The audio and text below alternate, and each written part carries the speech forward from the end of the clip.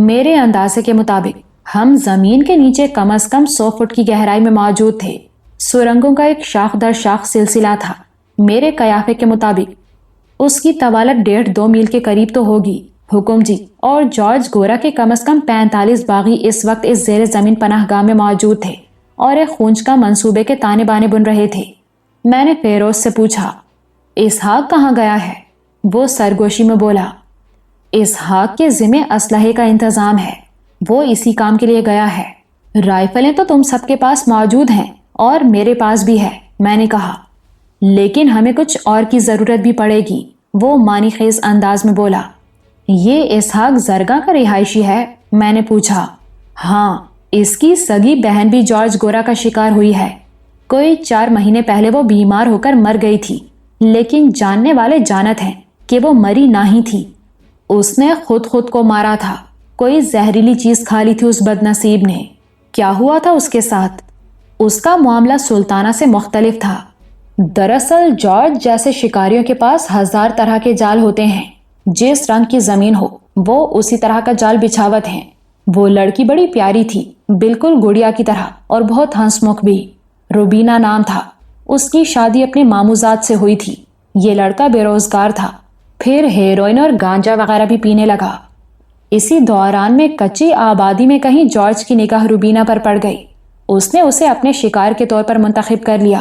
اس نے روبینہ کے شوہر باسط کو اپنے پاس ملازمت دی اور اس کے ساتھ ہی دعویٰ کیا کہ وہ اس کی ہیروئن چھڑا کر اسے ایک کارآمد شخص بنا دے گا، لیکن جو کچھ ہوا وہ اس کے الٹ تھا۔ اس نے باسط کی ہیروئن تو چھڑا دی، لیکن شراب کی پکی لت لگا دی۔ نتیجہ یہ ہوا کہ وہ لڑکا جارج کی مہربانی کا غلام ہو کر رہ گیا۔ اسے قیمتی شراب درکار تھی اور عیاشی کا دیگر سامان بھی۔ یہ چیزیں اسے صرف اور صرف جارج کی جی حضوری سے ہی مل سکت تھیں۔ جارج نے باسط کو رہنے کے لیے ایک سرونٹ کوارٹر بھی دے دیا تھا۔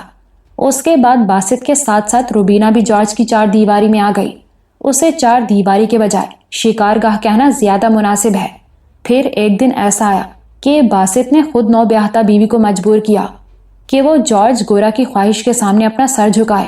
وہ بے آسرا لڑکی تھی، ایک بھائی کے سوا اس کا آگے پیچھے کوئی نہ ہی تھا، اور بھائی بھی مزدوری کے لیے زرگاں سے بہت دور تھا۔ وہ کیا کرتی؟ اس نے ہچکچاہٹ دکھائی تو شوہر نے اسے مارا پیٹا۔ بالآخر وہ بیچاری اس غلاظت میں گر گئی جس میں اس کا شوہر اسے گرانا چاہت تھا، مگر اس کا دل اس کے ساتھ نہ ہی تھا۔ وہ روز روز خود کو جارج کے بستر پر تاراج ہوتے نہ ہی دیکھ سکت تھی۔ اس نے ایسے جیون سے موت بہتر سمجھی۔ ایک رات اس نے کچھ کھا لیا، اس کا دم الٹ گیا، اس کے گلے میں ایک دم پھندا سا لگ گیا۔ وہ 3 روز تک اس طرح سانس لیتی رہی کہ اس کے سانس کی آواز پورے گھر میں گونجت تھی۔ اس کے ہونٹ نیلے پڑ گئے تھے اور وہ بار بار بے ہوش ہووت تھی۔ آخر وہ مر گئی۔ اس کی عمر صرف 18-20 سال تھی۔ یہ اس کے ہنسنے کھیلنے کے دن تھے، سکھیوں کے ساتھ مل کر گیت گانے، میلوں ٹھیلوں میں جانے اور تہوار منانے کا وقت تھا، اور وہ بیماری کا بہانہ کر کے منو مٹی کے نیچے جا سوئی۔ اسے کس جرم میں موت کی سزا ملی؟ اس کا کیا دوش تھا؟ شاید صرف یہی دوش تھا کہ بے سہارا عورت تھی اور ایک چال باز ہوسکار کی نگاہ میں آ گئی تھی۔ اس کے مرنے کے بعد اس کی ایک رازداں سہیلی سے معلوم ہوا کہ روبینہ نے اپنے ہاتھوں اپنی جان لی ہے۔ پھر اس حکیم نے بھی اس بات کی تصدیق کی جس نے روبینہ کا علاج کیا تھا۔ بعد میں اس حکیم کی بھی جارج کے ہاتھوں بہت شامت آئی۔ اسے جان کے لالے پڑ گئے اور اسے زرگاں چھوڑنا پڑا۔ زوراور کے خلاف آواز اٹھانا بہت مشکل ہوت ہے۔ جو چند ایک آوازیں اٹھی تھیں وہ جلد ہی دم توڑ گئیں۔ اسی دوران میں اسحاق واپس آ گیا اور اس کے آنے سے فیروز خاموش ہو گیا۔ اسحاق کے پاس ترپال کا بنا ہوا ایک سیاہ تھیلا تھا۔ جیسا کہ بعد میں پتا چلا اس تھیلے میں رائفلوں کا ایمونیشن اور ہینڈ گرینیڈ وغیرہ تھے۔ اسحاق، ماجد اور فیروز نے ایک بار پھر سرگوشیوں میں بات چیت شروع کر دی۔ اس بات چیت سے اندازہ ہوا کہ کل کا دن جارج گورا پر ایک کارگر حملہ کرنے کے لیے بہت موزوں ہے۔ جارج گورا ہفتے کے دن شام کے وقت سورج ڈھلنے سے کچھ پہلے اپنی رہائش گاہ سے باہر نکلتا تھا اور زرگاں کی پرانی آبادی میں پرانے پگوڈا کے سامنے لوگوں میں خوراک تقسیم کرتا تھا۔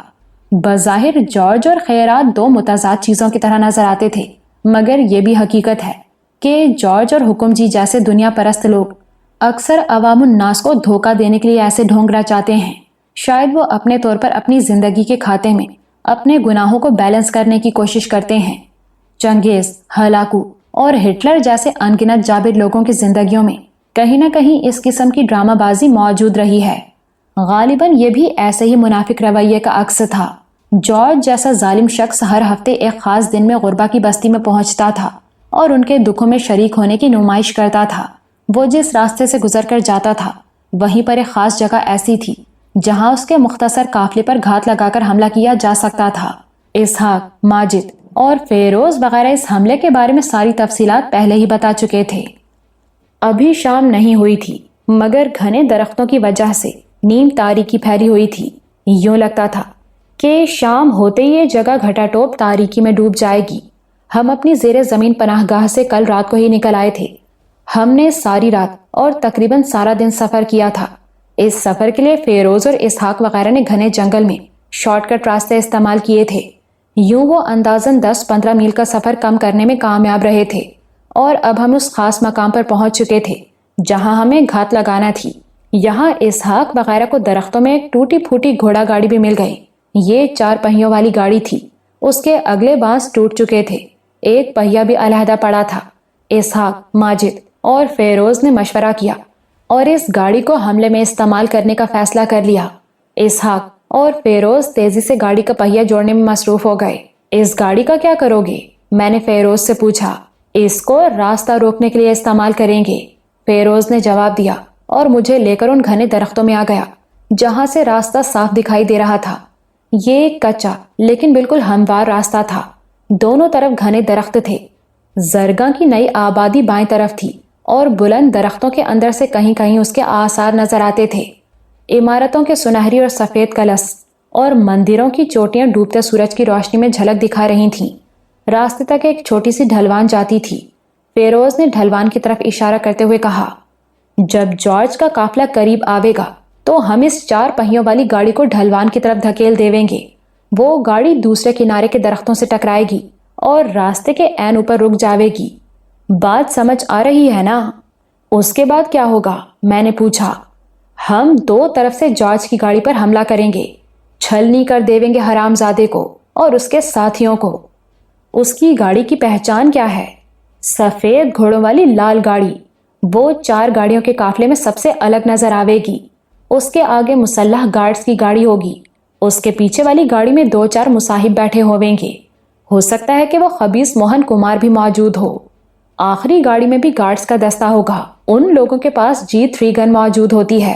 اس آخری گاڑی کے عقب میں 2 گھڑ سوار ہوں گے، ان کے پاس بھی اسلحہ ہوگا۔ تاہم یہ اسلحہ صرف نمائشی ہوتا ہے، یعنی تلوار، آرائشی رائفل اور خنجر وغیرہ۔ مجھے جگہ دکھانے کے بعد فیروز واپس گھنے درختوں کے تاریک جھنڈ میں لے آیا۔ وہاں ماجد اور اسحاق بھی بالکل تیار تھے۔ ان کی آنکھوں میں بلا کی چمک تھی، رگ پٹھے تنے ہوئے تھے۔ ہم چاروں نے اپنی پوری پلاننگ پر ایک بار پھر غور کیا۔ یہ طے ہوا کہ پکڑے جانے کے بجائے ہم لڑتے ہوئے جان دینا بہتر سمجھیں گے، اور اگر خدا نخواستہ کسی شخص کی گرفتاری یقینی ہو جائے تو وہ خود اپنی جان لینے سے بھی دریغ نہیں کرے گا۔ یہ بے حد جذباتی صورتحال تھی، اور جو باتیں ہم ایک دوسرے سے کہہ رہے تھے انہیں کہنے کے لیے لوہے کا جگر اور فعالات کا دل درکار تھا۔ میں حیران ہو رہا تھا کہ میں اس جانباز ٹولی کا حصہ ہوں اور آج اپنی جان محاورتاً نہیں حقیقتاً ہتھیلی پر رکھی ہوئی ہے۔ ہاں، آج میں کچھ بھی کر سکتا تھا۔ اگر میں یہ کہوں تو جھوٹ ہوگا کہ میرے دل میں زندگی کی خواہش نہیں تھی، لیکن جس طرح کی ذلت آمیز زندگی میں گزار رہا تھا اس سے موت بہتر نظر آتی تھی۔ میں نے دل ہی دل میں عمران کو یاد کیا اور کہا، دیکھو عمران، میں نے اب تمہارے بغیر زندہ رہنے اور مرنے کا ڈھنگ سیکھ لیا ہے۔ میں اب وہی بنتا جا رہا ہوں جو تم چاہتے تھے، لیکن اس کا مطلب یہ نہیں کہ مجھے تمہاری کمی محسوس نہیں ہوتی۔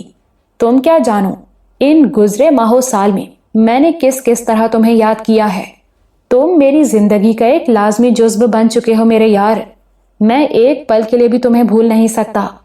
اور آج اس گھنے جنگل کی اس دھواں شام میں جب میں زندگی اور موت کے دوراہے پر کھڑا ہوں اور آنے والے لمحوں میں میرے قدم کسی بھی سمت میں اٹھ سکتے ہیں، میں ایک بار پھر تمہیں بڑی شدت سے یاد کر رہا ہوں۔ دل پکار کر کہہ رہا ہے، کاش اس وقت تم میرے ساتھ ہوتے، میرا کندھا تمہارے کندھے سے ملا ہوتا۔ ہم اس دھواں شام میں ایک ساتھ للکار بلند کرتے اور اپنے دشمن پر جا پڑتے۔ میری آنکھوں میں آتشی نمی تھی۔ میں ہر دل عزیز عمران کو یاد کر رہا تھا کہ میں نے اس سے بہت کچھ سیکھا تھا۔ میں فرح اور عاطف کو یاد کر رہا تھا کہ ان کے ساتھ میرا بچپن گزرا تھا، اور میں ثروت کو یاد کر رہا تھا کہ وہ میری پہلی اور آخری محبت تھی۔ اپنے ملک سے، اپنے شہر سے ہزاروں میل دور، اس دور دراز خطے میں، اس دھواں شام میں زندگی اور موت کی بازی لگانے جا رہا تھا۔ حالات کی ستم ظریفیوں نے میرے لیے اس کے سوا اور کوئی راستہ نہیں چھوڑا تھا۔ ہم چاروں نے ہاتھوں پر ہاتھ رکھ کر ایک بار پھر مرو یا مارو والے عہد کو دہرایا اور اپنے اپنے کام کے لیے بالکل تیار ہو گئے۔ سب سے پہلے ہم نے اپنے چہرے صافہ کپڑوں میں چھپائے، پھر اپنی اپنی پوزیشن سنبھال لی۔ فیروز اور میں راستے کے دائیں کنارے پر تھے، جبکہ ماجد اور اسحاق بائیں کنارے پر۔ جارج کی آمد کے آثار دیکھ کر فیروز نے 4 پہیوں والی گاڑی کو ڈھلوان پر دھکیلنا تھا اور اس کے ساتھ ہی کھیل شروع ہو جانا تھا۔ جوں جوں وقت قریب آ رہا تھا، ہماری دھڑکنیں بڑھتی جا رہی تھیں۔ میں بار بار جارج کا مکروہ چہرہ نگاہوں کے سامنے لہرا رہا تھا تاکہ میرے اندر غیظ و غضب کی وہ بلند لہر رواں دواں رہے جس نے چند دن پہلے میرے سینے میں جنم لیا تھا، اور مجھے یہ جان کر اطمینان ہوا کہ اس لہر کو رواں دواں رکھنے کے لیے مجھے کوئی خاص کوشش کرنا نہیں پڑ رہی تھی۔ یہ لہر ایک عجیب سی زہرناک تلخی کے ساتھ گھل مل کر میرے لہو میں شامل ہو چکی تھی اور میری شریانوں میں مستقل بسیرا کر چکی تھی۔ شام کے سائے طویل ہوتے جا رہے تھے، درختوں پر پرندوں کی چہکاریں تھیں۔ پچھلے 1 گھنٹے میں اس راستے پر سے چند گھوڑا گاڑیوں، چند گھڑ سواروں اور ایک عدد سیاہ جیپ کے سوا کوئی سواری نہیں گزری تھی۔ ہماری نگاہیں مغرب کی طرف لگی ہوئی تھیں، جہاں کسی بھی وقت گرد و غبار اٹھ سکتا تھا۔ یہ گرد و غبار جارج کے قافلے کی آمد کا اعلان ہوتا۔ شام گہری ہوتی گئی، لیکن قافلے کے آثار نظر نہیں آئے۔ فیروز کے لیے یہ تاخیر بڑی تعجب خیز تھی۔ فیروز کو اور اس کے دونوں ساتھیوں کو معلوم تھا کہ جارج کے معمول میں کبھی فرق نہیں آتا۔ پچھلے 2-3 برسوں میں شاید ہی ایک آدھ بار ایسا ہوا ہو کہ وہ مقررہ وقت پر پرانے پگوڈا پر نہ پہنچا ہو۔ جب شام کا ملگجہ تاریکی میں بدل گیا تو فیروز اور اس کے ساتھیوں کو اندازہ ہونے لگا کہ کوئی گڑبڑ ہو چکی ہے۔ فیروز مایوسی کے عالم میں بڑبڑایا، اتنی دیر تو پہلے کبھی نہ ہی ہوئی۔ اسی دوران میں اسحاق بھی راستہ پار کر کے ہماری طرف آ گیا۔ وہ بھی مایوس تھا۔ اس نے فیروز سے مخاطب ہو کر کہا، غور سے سنو، ڈھول کی آواز آ رہی ہے۔ فیروز نے بھی ہمتن متوجہ ہو کر سنا۔ چند لمحے بعد ہوا کے دوش پر تیرتی ہوئی مدھم آواز ہماری سماعتوں تک پہنچی۔ یہ ڈھول نہیں تھا، غالباً کوئی بہت بڑا نکارہ تھا۔ اسے ایک خاص ردھم سے بجایا جا رہا تھا۔ اس آواز کو سننے کے بعد فیروز اور اس کے دونوں ساتھی بے دم سے ہو کر زمین پر بیٹھ گئے۔ میں نے بھی ان کی تقلید کی۔ کیا ہوا؟ میں نے فیروز سے پوچھا۔ وہ حرامی کسی دوسرے راستے سے ہو کر پگوڈا پہنچ گیا ہے۔ یہ ڈھول کی آواز سنائی دے رہی ہے۔ یہ اس کی پگوڈا میں آمد کا اعلان ہے۔ نکارے کی دور افتادہ تھر تھراہٹ مسلسل سنائی دے رہی تھی۔ اندازاً یہ کوئی 2-2.5 میل کے فاصلے سے آ رہی تھی۔ فیروز اور ماجد آپس میں جھگڑنا شروع ہو گئے۔ ماجد کا خیال تھا کہ انہوں نے یہاں گھات لگا کر غلطی کی تھی۔ انہیں قریباً 1 میل پیچھے گھات لگانی چاہیے تھی، جہاں سے 2 راہ پھوٹتا تھا۔ فیروز تڑق کر بولا، مگر وہاں کون سی جگہ تھی چھپنے کی؟ کھلے میدان میں بیٹھتے تو اب تک دھر لیے گئے ہوتے۔ اس سے پہلے کہ فیروز اور ماجد کا تنازع شدت اختیار کرتا، ایک آواز نے سب کو چونکایا۔ یہ گھوڑے کی ہنہناہٹ تھی اور ہمارے عقب سے ابھری تھی۔ پھر ایک ساتھ ایسی کئی اور آوازیں ابھریں۔ میرا خیال ہے یہ حکم جی کے گارڈز ہیں، فیروز نے سرسراتی آواز میں کہا۔ رائفلیں چھپا دو، اسحاق نے فوراً تجویز پیش کی اور اپنی رائفل خشک پتوں کے ایک ڈھیر میں گھسیڑ دی۔ فیروز اور میں نے بھی اس کی تقلید کی۔ ماجد کی رائفل پہلے ہی جنگلی گھاس میں پڑی تھی اور تاریکی کے سبب نگاہوں سے مکمل طور پر اوجھل تھی۔ ہینڈ گرینیڈز اور گولیوں والا تھیلا بھی وہیں تھا۔ ہم 4 پہیوں والی خستہ حال گھوڑا گاڑی کے گرد جمع ہو گئے۔ انداز ایسا ہی تھا جیسے گھوڑا گاڑی کو قابل استعمال بنانے کی کوشش میں لگے ہوئے ہیں۔ چند ہی سیکنڈ بعد 14-15 گھڑ سوار محافظ موقع پر آن موجود ہوئے۔ یہ سب باوردی اور مسلح تھے۔ کون ہو تم؟ ایک فربا جسم کے شرابی گھڑ سوار نے باروب لہجے میں پوچھا۔ ٹھاکر کیدار ناتھ کے ملازم ہیں جی، اس گاڑی کو ٹھیک کر رہے تھے۔ فیروز نے پتہ نہیں کس ٹھاکر کا نام لیا تھا کہ گارڈز کے کڑے تیور ذرا نرمی اختیار کر گئے۔ یہ کس کی گاڑی ہے؟ انچارج گارڈ نے شرابی لہجے میں پوچھا۔ ٹھاکر صاحب کے ایک دوست کشوری لال جی کی تھی، عرصے سے یہاں خراب پڑی ہے جی، ہم نے ان سے مانگ لی ہے، صبح سے اسے ٹھیک کر رہے تھے، اب اندھیرا ہو گیا ہے، اب کل آویں گے، فیروز نے مسکین لب و لہجے میں کہا۔ اندازہ ہوا کہ فربا اندام شرابی انچارج فیروز کے جواب سے کافی حد تک مطمئن ہو گیا ہے۔ وہ اپنے 7-8 ساتھیوں کے ہمراہ آگے بڑھ گیا، باقی 5-6 محافظ وہیں موجود رہے۔ وہ اپنے گھوڑوں کو ایک بارشی گڑھے میں سے پانی پلانے لگے۔ ایک دراز قد گارڈ یوں ہی گھوم پھر کر 4 پہیوں والی مرمت طلب گھوڑا گاڑی کا جائزہ لینے لگا۔ اس کے ہاتھ میں ٹارچ تھی جس کی روشنی وہ بے پرواہی سے گاڑی کے مختلف حصوں پر ڈال رہا تھا۔ گاڑی پر لگی ہوئی ایک زنگ آلود پلیٹ دیکھ کر وہ چونکا۔ اس نے ٹارچ کا روشن دائرہ پلیٹ پر مرکوز کیا، پھر فیروز سے مخاطب ہو کر بولا، تم کیسے کہوت ہو کہ یہ ٹھاکر کیدار ناتھ کے دوست کی گاڑی ہے؟ یہی وقت تھا جب ایک گارڈ نے چلا کر کہا، یہاں گڑبڑ ہے جی، میں نے اسے پہچان لیا ہے، یہ فیروز ہے جی، حکم جی کا ملازم۔ اس کے ساتھ ہی چلانے والے نے اپنی ٹارچ کا روشن دائرہ فیروز کے چہرے پر مرکوز کیا۔ دراز قد گارڈ بھی ٹھٹک گیا، اس کے ساتھ ہی 3-4 رائفلیں ہماری طرف اٹھ گئیں۔ ان میں دراز قد گارڈ کی اپنی رائفل بھی شامل تھی۔ وہ باقی گارڈز میں سے سینئر لگتا تھا۔ وہ 2 قدم پیچھے ہٹا اور اپنی جدید رائفل کو حرکت دیتے ہوئے بولا، خبردار، اپنے ہاتھ اوپر اٹھاؤ، جلدی کرو۔ فیروز اور ماجد نے ہاتھ اوپر اٹھا دیے۔ چند لمحے بعد میں نے اور اسحاق نے بھی تقلید کی۔ کم از کم 3 ٹارچوں کے روشن دائرے ہمارے چہروں پر پڑ رہے تھے۔ گارڈز کی انگلیاں رائفلوں کے ٹریگرز پر تھیں۔ اس شدید تناؤ کی کیفیت میں کسی لمحے بھی کچھ ہو سکتا تھا، اور مجھے پتا تھا کہ کچھ نہ کچھ ضرور ہوگا۔ ہمارے درمیان طے تھا کہ پھنس جانے کی صورت میں ہم گرفتاری نہیں دیں گے، اور فی الحال ہم پھنس گئے تھے۔ زمین پر لیٹ جاؤ اوندھے، جلدی کرو۔ دراز قد گارڈ دھاڑا۔ پہلے ماجد لیٹا، پھر فیروز، اور آخر میں میں اور اسحاق۔ ہم نے اپنے ہاتھ دونوں طرف پھیلا لیے تھے۔ لیٹتے ہوئے میں تھوڑا سا بائیں طرف ہو گیا تھا۔ ایسا کرنے سے میں اپنی اس رائفل کے قریب تر ہو گیا جو خشک پتوں کے ڈھیر کے نیچے چھپی ہوئی تھی۔ اگر یہ کہا جائے تو بیجا نہ ہوگا کہ میرے ہاتھ رائفل کے تقریباً اوپر تھے۔ میرے لیے یہ ایک سنہری موقع تھا کہ میں رائفل اٹھاؤں اور کچھ کر گزروں۔ ایسا کام کرنے کے لیے جس قسم کی ہمت درکار تھی وہ آج میں اپنے اندر موجود پا رہا تھا۔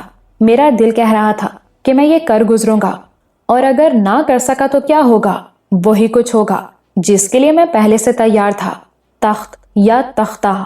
میں نے زرد نرم پتوں کے نیچے رائفل کی سختی کو محسوس کیا۔ دراز قد گارڈ گالیاں بک رہا تھا۔ وہ رائفل سونتتے ہوئے آگے بڑھا۔ غالباً وہ ہماری جامع تلاشی لینا چاہ رہا تھا۔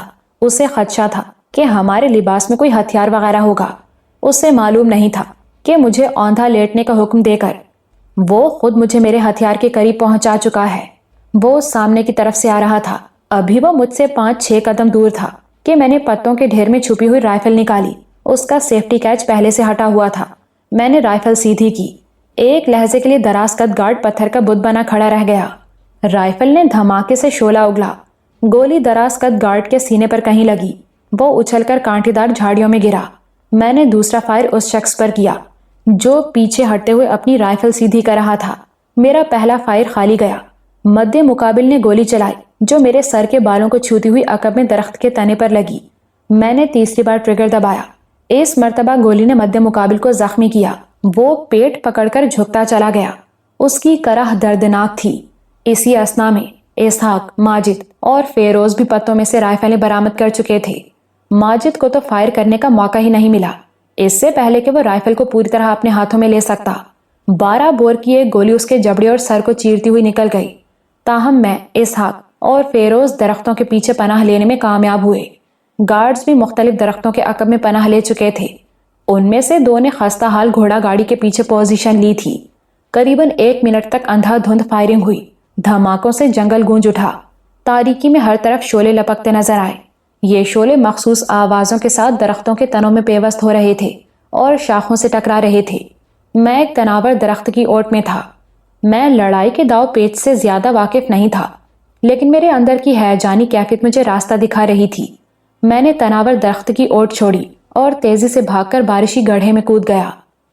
ایسا کرنے سے میں ان 2 افراد کو ٹارگٹ بنانے میں کامیاب ہو گیا جو گھوڑا گاڑی کے عقب سے گولی چلا رہے تھے۔ میری فائرنگ سے ان میں سے ایک شدید زخمی ہو کر گرا اور دوسرا پسپا ہو کر تاریکی میں اوجھل ہو گیا۔ شاباش مہروز! فیروز کی پرجوش آواز میرے کانوں سے ٹکرائی۔ اسی دوران میں اسحاق بھی اپنی پوزیشن تبدیل کر کے کچھ آگے جا چکا تھا۔ اس کی رائفل برسٹ پر سیٹ تھی۔ اس کے چلائے ہوئے 2-3 برسٹس نے گارڈز میں کھلبلی مچا دی۔ ہم نے انہیں تاریکی میں بھاگتے ہوئے دیکھا۔ ان کو بھاگتے دیکھ کر ہمارے حوصلے سوا ہوئے۔ مارو حرامزادوں کو! اسحاق کی للکارتی ہوئی آواز تاریکی میں گونجی۔ ہم نے اپنی پوزیشنیں چھوڑ کر جارج گورا کے رکھوالوں پر گولیاں چلائیں۔ اس فائرنگ سے ایک اور گارڈ نشانہ بنا۔ باقی تاریکی میں اوجھل ہو گئے۔ بارشی گڑھے میں کودنے سے میں سینے تک بھیگ چکا تھا۔ مجھے گڑھے کے پاس ہی ایک گارڈ کی ٹارچ پڑی نظر آئی۔ میں نے ٹارچ اٹھا کر روشن کی۔ ہمارا ساتھی ماجد اپنا عہد نبھا چکا تھا۔ وہ پہلو کے بل کچی زمین پر پڑا تھا۔ اس کے سر کے آس پاس خون کا ایک چھوٹا سا تالاب بن گیا تھا۔ اسحاق نے گھٹنوں کے بل بیٹھ کر اپنے ساتھی کا ماتھا چوما اور گلوگیر آواز میں بولا، گھبرا مت، آج ہم جارج کو مار دیویں گے یا خود بھی تیرے پاس پہنچ جاویں گے۔ سوگ منانے کا وقت نہیں تھا۔ یہاں تقریباً 2 منٹ تک لگاتار فائرنگ ہوئی تھی۔ فائرنگ کی آوازیں ان گارڈز کے باقی ساتھیوں کو کسی بھی وقت یہاں کھینچ سکتی تھیں۔ یقیناً وہ بھی یہیں کہیں درختوں میں گشت کر رہے تھے۔ جس گارڈ پر میں نے پہلی گولی چلائی تھی وہ جہنم واصل ہو چکا تھا۔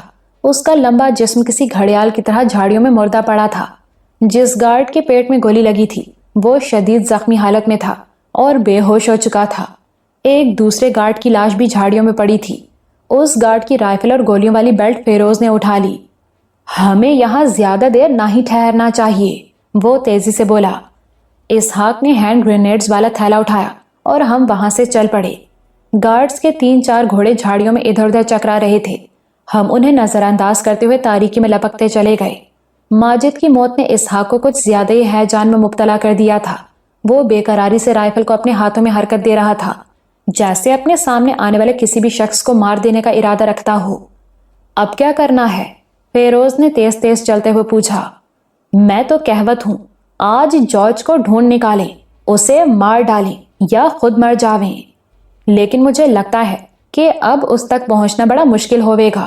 وہ بہت چوکس ہو چکا ہے۔ یہی وجہ ہے کہ آج اس حرامی نے پگوڈا تک جانے کے لیے بھی دوسرا راستہ استعمال کیا ہے، اور اب یہاں ہونے والی فائرنگ کے بعد تو وہ اور بھی چوکنا ہو گیا ہوئے گا۔ مگر ہم نے اسے مارنے کی قسم کھا رکھی ہے، اسحاق بولا۔ قسم تو کھا رکھی ہے، اور اللہ کو منظور ہوا تو ہم اس کا قصہ تمام بھی کریں گے، لیکن اگر ہم نے جلد بازی کی تو ہماری جان ضائع چلی جاوے گی، اور یہ ہم کو منظور نہیں ہے، فیروز نے کہا۔ تو کیا ہم ماجد کو گنوا کر یہاں سے خالی ہاتھ واپس چلے جاویں گے؟ چلتے چلتے فیروز چند لمحے کے لیے رک گیا۔ اس نے ایک گہری سانس لی اور بولا، نہیں، ہم بالکل خالی ہاتھ واپس نہیں جاویں گے۔ آج ہم جارج تک نہیں پہنچ سکے، لیکن اپنے دوسرے بہترین نشانے پر ضرور پہنچیں گے۔ دوسرا بہترین نشانہ؟ کیا مطلب؟ میں نے پوچھا۔ ہم ماریا تک پہنچیں گے۔ ماریا جارج کی سوتیلی بہن ہے، لیکن ماں کی طرف سے سگی ہے، اور وہ اس سے بہت محبت بھی کرتا ہے۔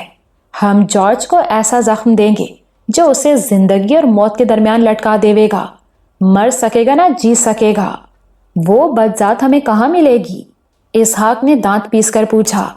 میں اچھی طرح جانت ہوں وہ اس وقت کہاں ہوئے گی۔ وہ اپنی ایک دوست کے گھر آئی ہوئی ہے۔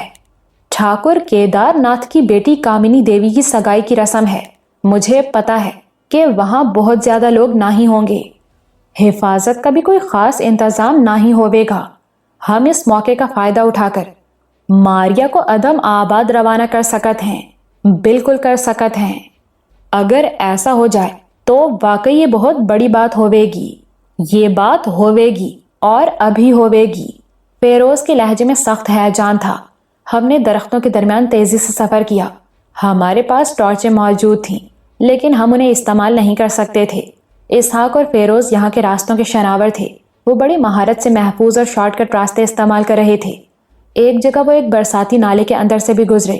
جب اس نالے سے باہر نکلے تو میں نے بالکل غیر متوقع طور پر خود کو اس خوشبودار نہر کے کنارے پایا جو زرگاں کے راج بھون کو تقریباً چھوتی ہوئی گزرتی تھی۔ لیکن ہم راج بھون کے پاس نہیں تھے، बल्कि बारौनक आबादी के पास भी नहीं थे। ये जरगा का मुजाफाती इलाका नजर आता था। हम तीनों ने अपने चेहरे ढाटों में छुपा लिए। फेरोज ने एक तरफ इशारा करते हुए तेज सरगोशी की। वो देखो, उन पेड़ों के पीछे जो नीली रोशनियां नजर आ रही हैं, ये ठाकुर केदारनाथ की हवेली है। ठाकुर जरा आम लोगों से अलग थलग रहने का आदी है। आज यहीं पर उसकी बेटी की रस्म हो रही है। हमारे पास ज्यादा वक्त नहीं है, हमें जो करना है फौरन करना है। तो ठीक है, सीधे अंदर घुस जावत हैं। जो भी रास्ता रोकेगा भून डालेंगे उस हरामी को। कुछ देर बाद इसहाक ने अजीब जज्बाती अंदाज में फेरोज का कंधा थामा। मैंने तुम्हारी बात मानी है फेरोज, अब तुम मेरी भी एक बात मानो। मुझसे वादा करो कि अगर वो हराम की जनी मारिया हमारे हाथ आ गई तो हम उसे जिंदा पकड़ने की कोशिश करेंगे।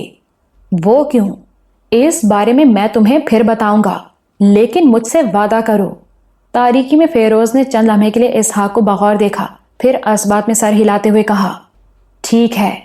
हम शीशम, नीम और कचनार के पेड़ों में से निकलकर नीली रोशनी वाली हवेली पर यूं हमला आवर हुए जैसे शिकारी जानवर अपने शिकार पर झपटता है।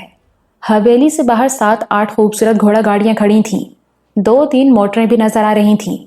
गाड़ीबान, ड्राइवर और चौकीदार वगैरह यहाँ वहां टहल रहे थे। किसी के वहमो गुमान में भी ना था कि अचानक इस तरह की उफ्ताद उनके सर पर टूट पड़ेगी। वो कुछ समझ ही नहीं सके। हम तीनों दंदनाते हुए हवेली में घुस गए। सिर्फ एक मुलाजिम ने बरामदे में हमारा रास्ता रोकने की कोशिश की। फेरोज ने उसकी टांग में गोली मारी। वो डकराता हुआ नहाने वाले तालाब में जा गिरा। इस हवेली को जनरेटर्स की मदद से जगमगाया गया था। अंदरूनी हिस्से में मेहमानों का जमघटा था। रंगीन आंचल लहरा रहे थे।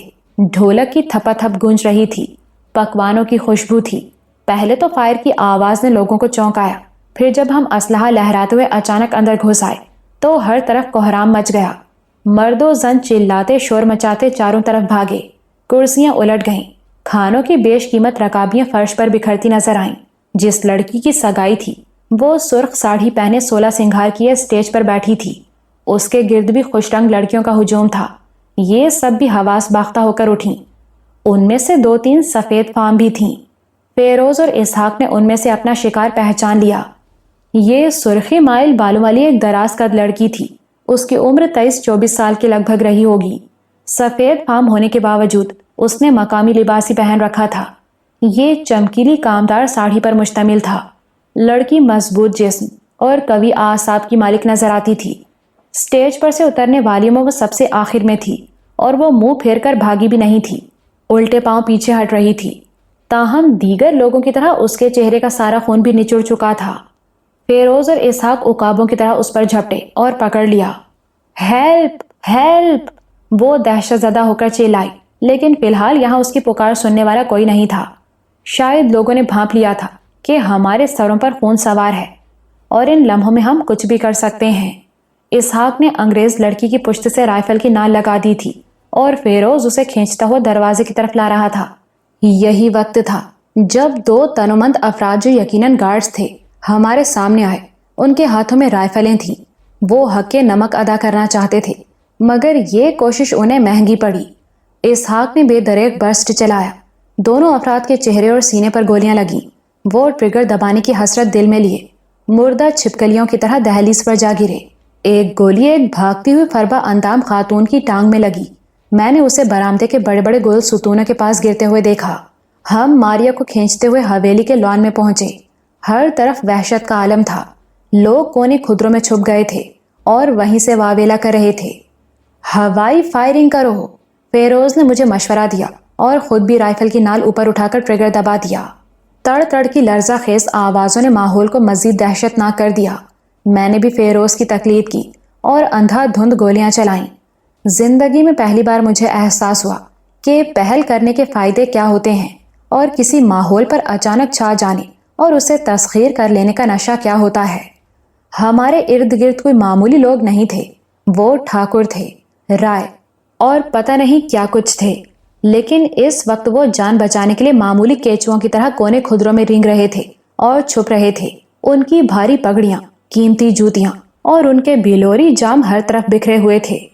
जिस वक्त हम मारिया के साथ बैरूनी गेट पर थे, حویلی کی چھت سے ہم پر پھر ایک فائر ہوا، لیکن اس سے ہمیں کوئی نقصان نہیں پہنچا۔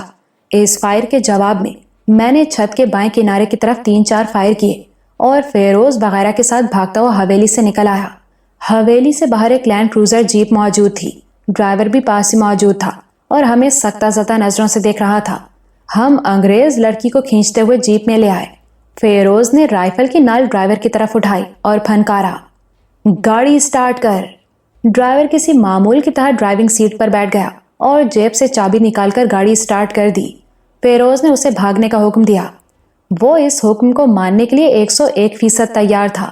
وہ گاڑی سے نکل کر درختوں کی طرف بھاگتا چلا گیا۔ فیروز نے ڈرائیونگ سیٹ سنبھالی اور پلک جھپکتے میں جیپ کو نیلی روشنیوں والی حویلی سے دور لے آیا۔ اگلے 15-20 منٹ میں فیروز نے درختوں کے درمیان کچے راستوں پر طوفانی ڈرائیونگ کی۔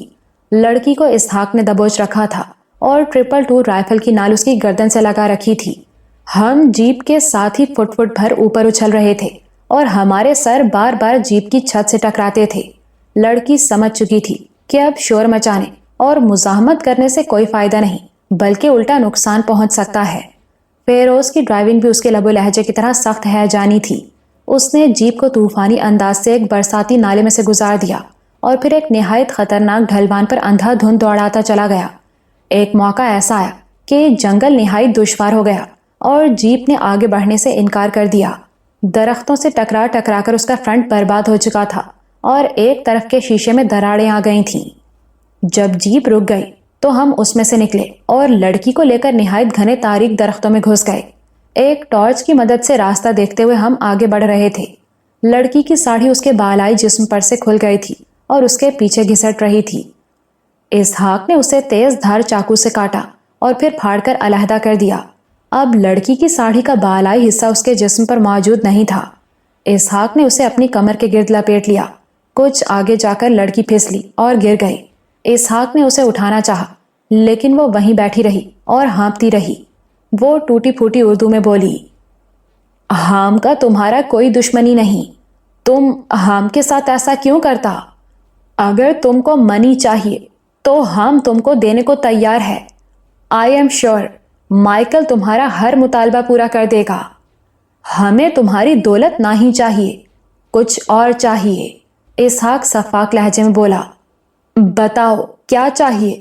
میں مرنا نہیں چاہتی، بس یہی ہماری مجبوری ہے، ہم تمہیں زندہ نہ ہی چھوڑ سکتے۔ اسحاق نے اس کے سرخی مائل بالوں کو پکڑ کر زوردار جھٹکے دیے اور پھر تیش کے عالم میں اس کا چہرہ گیلی زمین میں دھنسا دیا۔ وہ کچھ بول رہی تھی مگر اس کی آواز ہماری سمجھ میں نہیں آ رہی تھی۔ یقیناً وہ منت سماجت ہی کر رہی تھی۔ اس نے ایک بار پھر مائیکل کا نام بھی لیا۔ یہ مائیکل کون ہے؟ میں نے پوچھا۔ اس کتیا کا شوہر اور جارج حرامی کا یار، وہ بھی ڈاکٹر ہے۔ چہرہ کیچڑ میں دھنس جانے کی وجہ سے ماریا کا سانس بند ہو رہا تھا۔ جب وہ ہاتھ پاؤں پھینکنے لگی تو اسحاق نے اس کی گردن پر سے دباؤ ہٹا دیا۔ ٹارچ کی روشنی میں ماریا کا چہرہ دہشت کی تصویر نظر آتا تھا۔ اس نے ایک ہاتھ سے اپنے چہرے کا کیچڑ صاف کیا اور ڈری ڈری آنکھوں سے ہمیں دیکھنے لگی۔ یہ وہی خوف تھا جو ہر اس جوان لڑکی کی آنکھوں میں نظر آ سکتا ہے جسے مسلح افراد نے اغوا کر لیا ہو اور کسی تنہا جگہ پر لے آئے ہوں۔ یہ اپنی آبرو کا خوف ہوتا ہے۔ ماریا بھی غالباً یہی سمجھ رہی تھی کہ آنے والے منٹوں یا گھنٹوں میں اس کے ساتھ کچھ برا ہونے والا ہے۔ ہم نے جنگل میں قریباً 1 گھنٹہ مزید سفر کیا اور ایک ایسی جگہ پر آ گئے جو فیروز اور اسحاق کے خیال کے مطابق رکنے کے لیے محفوظ تھی۔ یہ جگہ نباتات سے اٹی ہوئی تھی۔ یہ تو رات تھی، غالباً دن میں بھی یہاں سورج کی روشنی کا گزر نہیں ہوتا تھا۔ یہاں گنجان درختوں کے درمیان تھوڑی سی خالی جگہ تھی۔ رات کے وقت ایسی جگہوں پر جنگلی جانوروں کا بہت ڈر ہوتا ہے اور آگ جلانا پڑتی ہے، لیکن ہم آگ جلانے کا خطرہ مول نہیں لے سکتے تھے۔ یقینی بات تھی کہ اب تک ہماری تلاش شروع ہو چکی ہوگی، ہمیں صرف ٹارچ کی روشنی پر ہی اکتفا کرنا تھا۔ اسحاق کی آنکھیں انگاروں کی طرح دہک رہی تھیں۔ یہاں پہنچتے ہی وہ جیسے انگریز لڑکی ماریا پر پل پڑا۔ اس نے ماریا کی ساڑھی کا وہ حصہ اپنی کمر سے کھولا جو پھاڑ کر علیحدہ کیا تھا۔ اس کی لمبائی 2-2.5 میٹر رہی ہوگی۔ اس نے ایک کپڑا ایک رسی کی طرح ماریا کے گلے میں ڈالا اور اسے گرہ دے دی۔ ماریا خوف سے چلانے لگی، ہیلپ ہیلپ، کوئی ہے؟ یہاں کس نے ہونا تھا؟ کپڑے کا دوسرا سرا اسحاق کے ہاتھ میں تھا۔ وہ ٹارچ کی روشنی میں کوئی ایسی مناسب شاخ ڈھونڈ رہا تھا جس پر لٹکا کر سفید فام ماریا کو پھانسی دے سکے، اور وہ یہ کام کرنے کے لیے 100% تیار تھا۔ اس پر جنون کسی کیفیت طاری تھی۔ وہ پھنکارنے لگا، میری بہن جس طرح مری تھی تجھے بھی اسی طرح مرنا ہوگا۔ بس اتنی رعایت تجھ سے ضرور کریں گے کہ تیری عزت خراب نہ ہی کریں گے۔ اس نے ساڑھی کے کپڑے کو زوردار جھٹکا دیا۔ سانس ماریا کے گلے میں اٹکنے لگی۔ وہ ہوا کے لیے تڑپنا شروع ہو گئی۔ ہاں اسی طرح، اسحاق نے زہرناک لہجے میں کہا۔ وہ بھی ایسے ہی سانس کے لیے تڑپ تڑپ کر مری تھی۔ زہر کے سبب اس کا گلا اندر سے سوج گیا تھا۔ وہ ہوا کھینچ نہ ہی سکتی تھی۔ آج تو بھی نہ ہی کھینچ سکے گی۔ اس نے شیشم کی ایک موٹی شاخ پکڑ کر نیچے جھکائی اور ساڑھی کے کپڑے کا دوسرا سرا شاخ کے اوپر سے گزار دیا۔ اب وہ زور لگا کر کسی بھی وقت ماریا کو ہوا میں لٹکا سکتا تھا۔ اب میری سمجھ میں یہ بات آ رہی تھی کہ کچھ دیر پہلے اسحاق نے فیروز سے یہ وعدہ کیوں لیا تھا کہ جارج کی بہن کو زندہ پکڑنا ہے۔ وہ اسے اپنے طریقے سے قتل کرنا چاہتا تھا، اور وہ آگ ٹھنڈی کرنے کا خواہاں تھا جو کئی ماہ سے اس کے سینے میں بھڑک رہی تھی۔ میں نے فیروز کی طرف دیکھا۔ فیروز تذبذب میں دکھائی دیتا تھا۔ وہ جیسے فیصلہ نہیں کر پا رہا تھا کہ لڑکی کو مار دینا چاہیے یا نہیں۔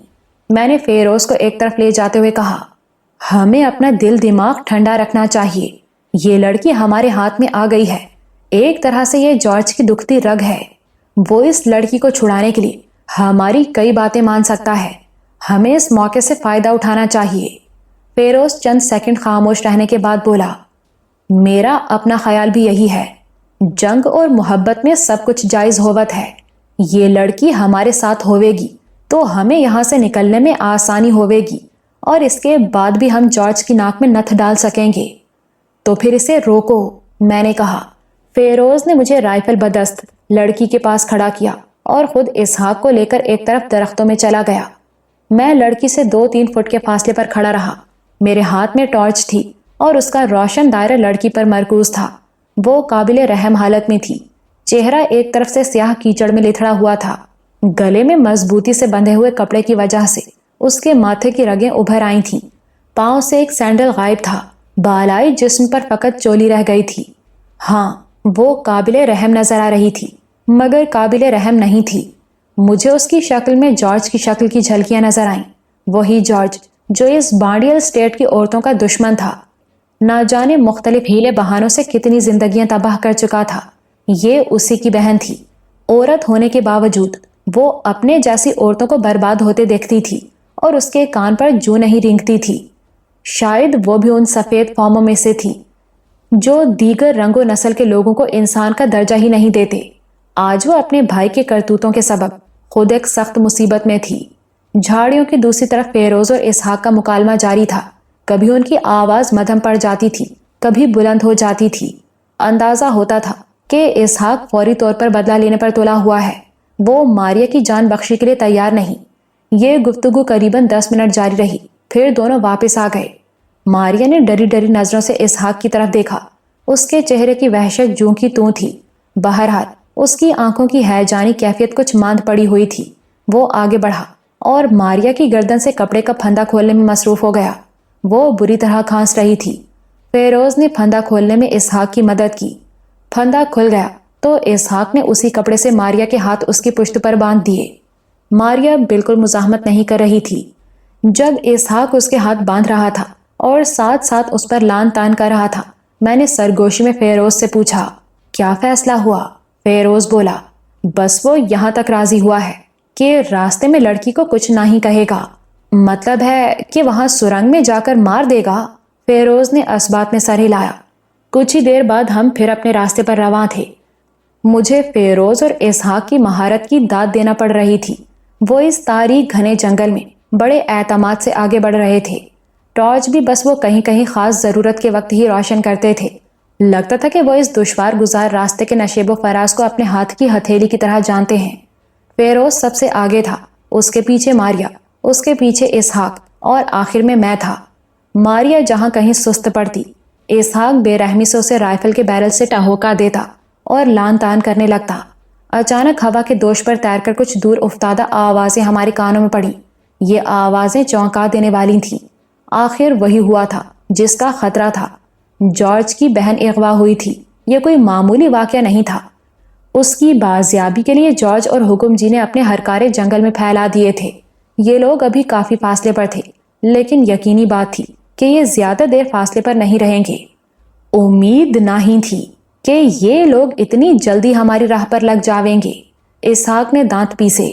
اب اس حرامزادی کے زندہ ہونے کا فائدہ ہوئے گا ہمیں۔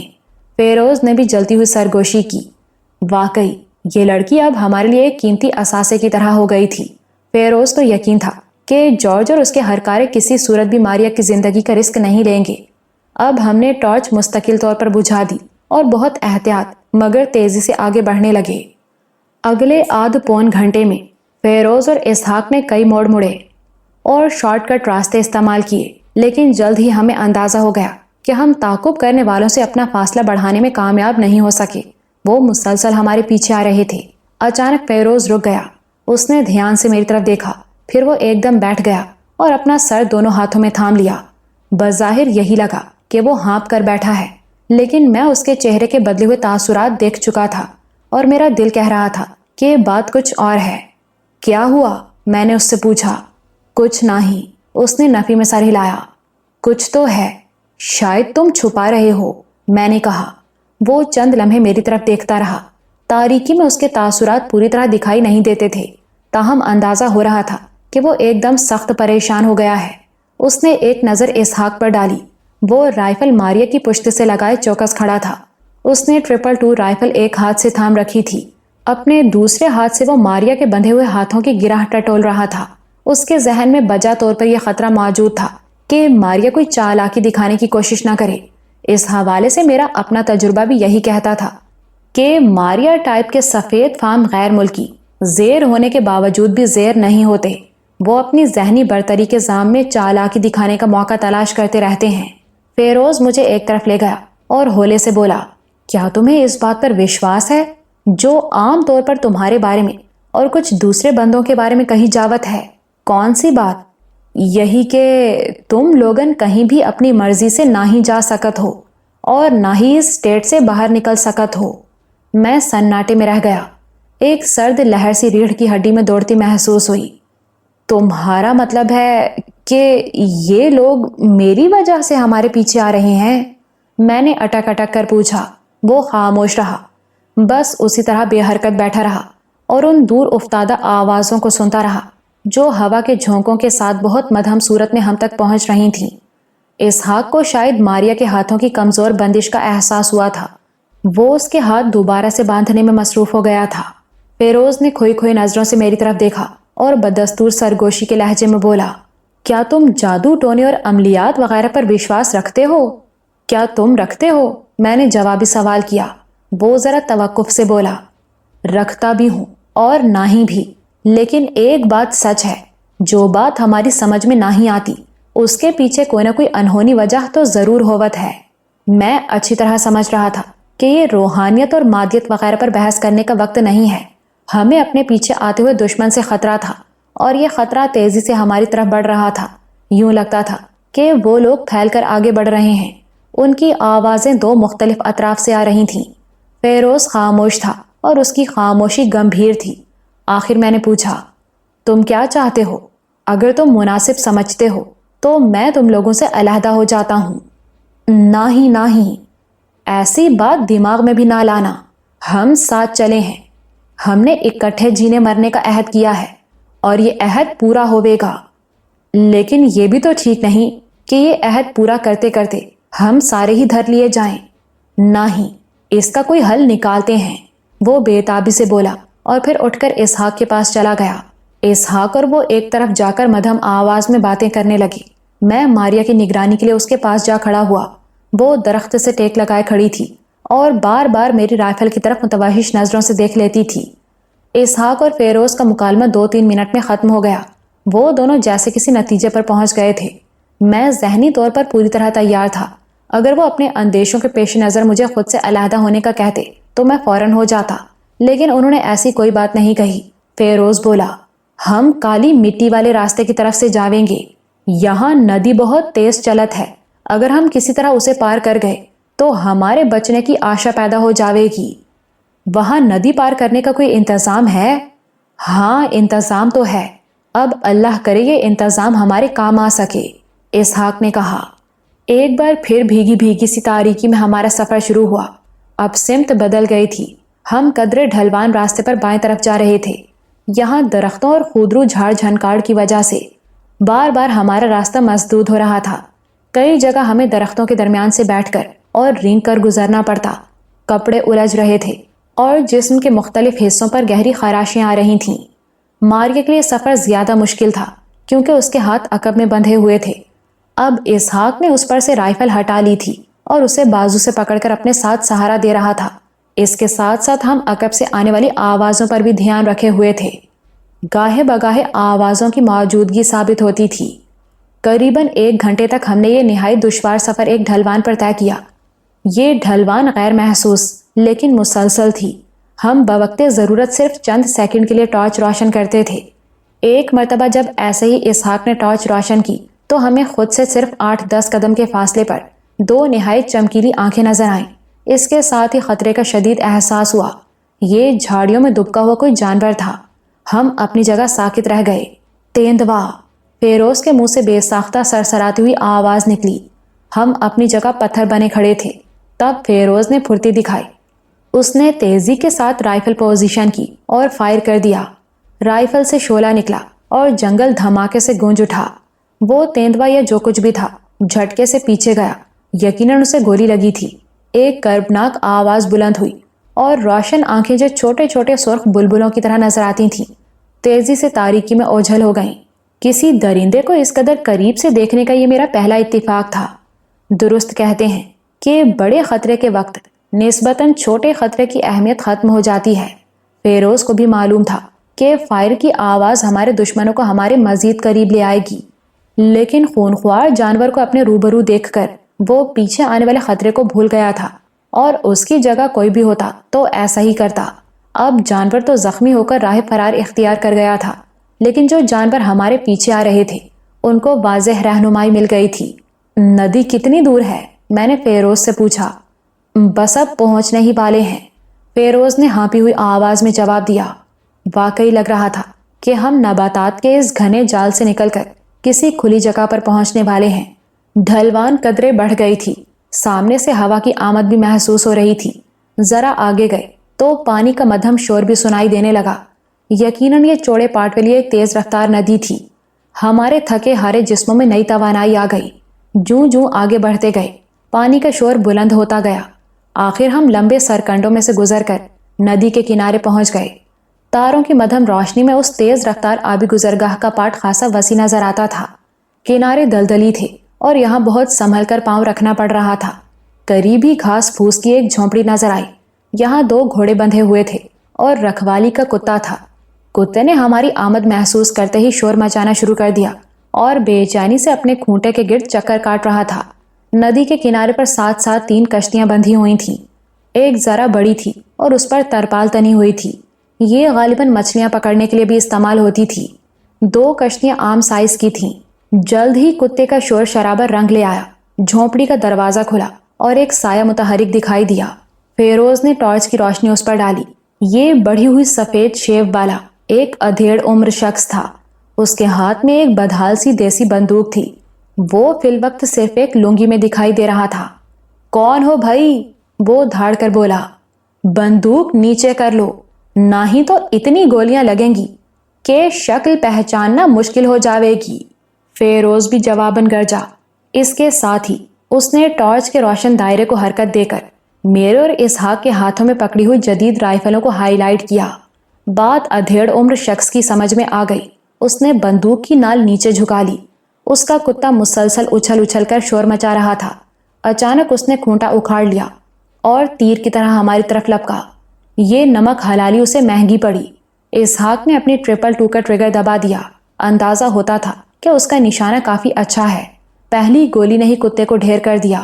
وہ ہم سے 8-10 قدم کے فاصلے پر 2 لڑھکنیاں کھا کر بے سدھ ہو گیا۔ دھماکے سے جہاں قرب و جوار گونجے وہیں جھونپڑی کے اندر سے چلانے کی آواز بھی سنائی دی۔ یہ نسوانی آواز تھی۔ لگتا تھا کہ جھونپڑی میں ایک یا ایک سے زائد عورتیں موجود ہیں۔ کتے کو گولی لگنے کا منظر ادھیڑ عمر شخص کو سکتہ زدہ کر گیا۔ فیروز پھر گرجا، بندوق نیچے پھینک، نہ ہی تو آوت ہے گولی تیرے کھوپڑے میں۔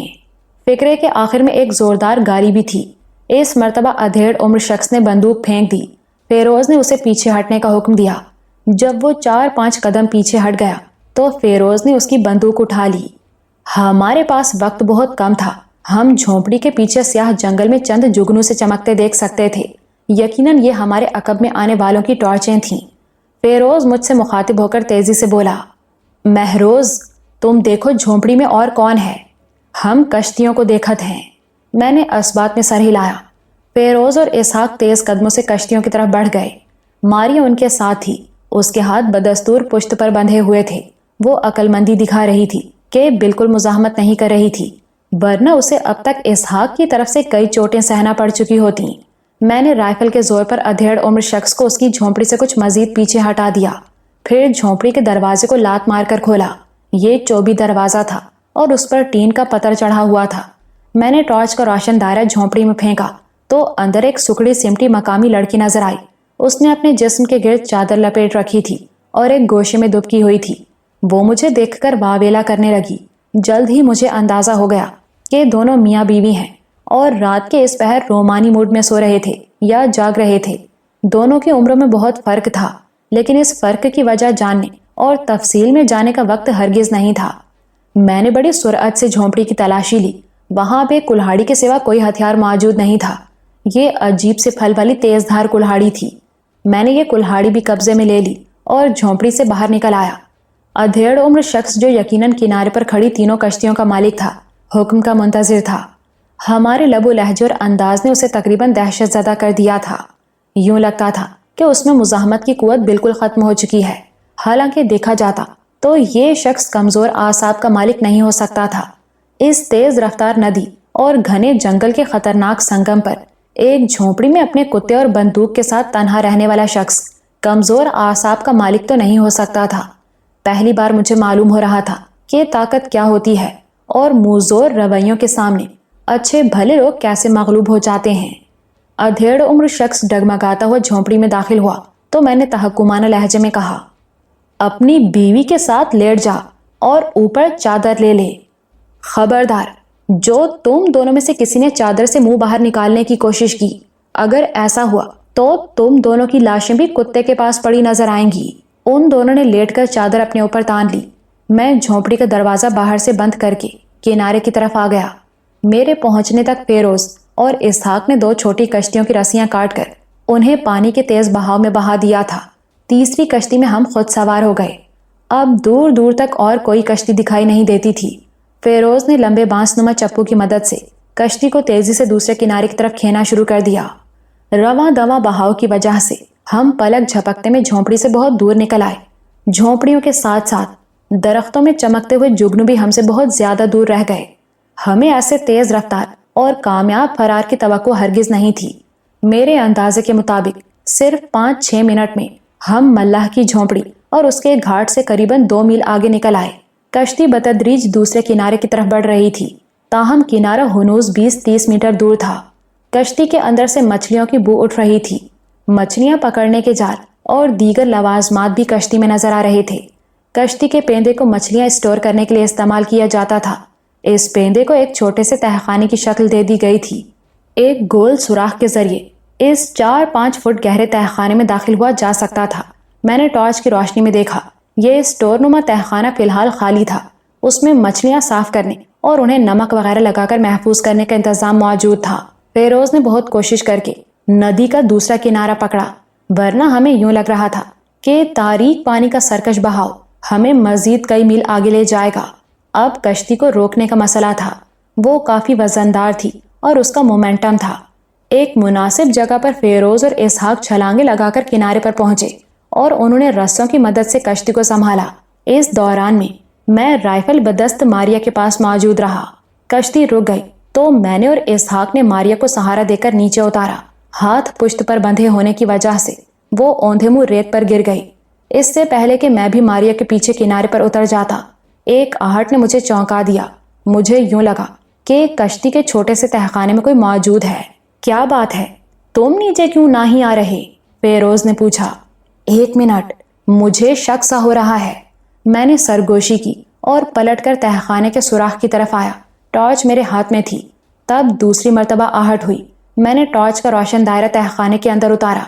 बज़ाहिर कुछ दिखाई नहीं दिया। मैं हिम्मत करके नीचे चला गया। यहाँ बदबू थी। लकड़ी का फर्श गीला हो रहा था। इस तहखाने की छत इतनी नीची थी कि मैं खड़ा नहीं हो सकता था। मैंने बैठे बैठे ही टॉर्च को दाएं बाएं घुमाया और अचानक सकता ज़दा रह गया। लकड़ी के इस गलीज तहखाने में मछलियां पकड़ने वाले जालों, रस्सियों और मुख्तलिफ औजारों के दरमियान एक जीता जागता शख्स मौजूद था। उसकी शेव बढ़ी हुई थी, बाल कंधों तक पहुंच रहे थे। उसके जिस्म पर फकत एक लंगोट था। उसके उरियां जिस्म पर चंद छोटे बड़े जख्म मौजूद थे। सबसे अहम बात यह थी कि उस जवान साल शख्स की एक टांग और एक बाजू नदारत था। वो चलने के लिए जिस लकड़ी को बैसाखी के तौर पर इस्तेमाल करता था वो भी पास ही रखी हुई थी। तहखाने में मछली की नागवार बू के अलावा एक और बू भी मौजूद थी। ये शराब की थी। लकड़ी के फर्श पर 2-3 खाली बोतलें लुढ़की हुई थीं। मैंने राइफल सीधी की। कौन हो तुम? मैंने पूछा। जवाब नहीं मिला। केचवे की तरह लेटा हुआ शख्स बिल्कुल बेहरकत रहा। बस उसकी सूजी सूजी पलकों में थोड़ी सी हरकत हुई। वो शक्लो सूरत से नीपाल की तरफ का लगता था। जिस्म कमजोर और मैला कुचैला था। इसी दौरान में इसहाक भी छलांग लगाकर वापस कश्ती पर आ गया। उसने कश्ती के तहखाने में झांका और फिर टॉर्च की रोशनी में मेरे तासुरात देखकर अंदर आ गया। वो भी उस अजीबुल खलकत नंग धड़ंग शख्स को देखकर हैरान हुआ। कौन है ये? इसहाक ने पूछा। मैं भी 2-3 बार पूछ चुका हूँ, कुछ बता नहीं रहा। ढीठ बना लेटा है, मैंने जवाब दिया।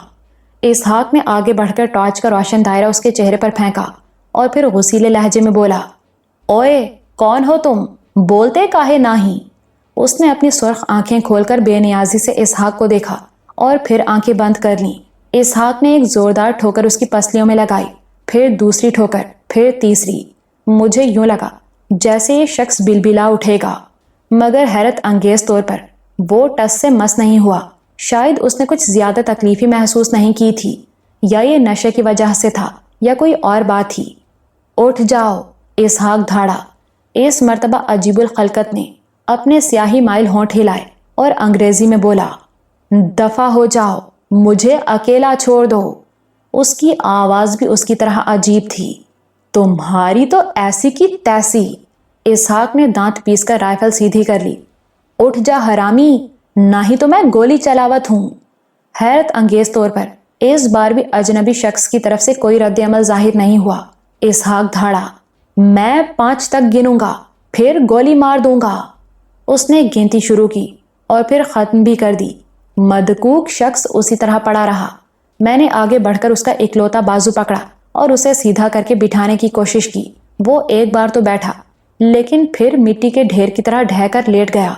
इसहाक का पैमाने सब्र अब लबरेज हो चुका था। उस पर जुनूनी कैफियत तो पहले ही तारी थी। अजनबी शख्स के अड़ियल पन्ने उसे मजीद मुश्तइल कर दिया। उसने उसे इकलौते बाजू से पकड़ा और बेदर्दी से कश्ती के डेक की तरफ खींचने लगा। अब उस नंग धड़ंग शख्स ने मुजाहमत की और तहखाना छोड़ने से इनकार कर दिया। वो अब इसहाक के मुखालिफ सिमत में जोर लगा रहा था। मतकूक होने के बावजूद उसके जिस्म में मुनासिब ताकत मौजूद थी।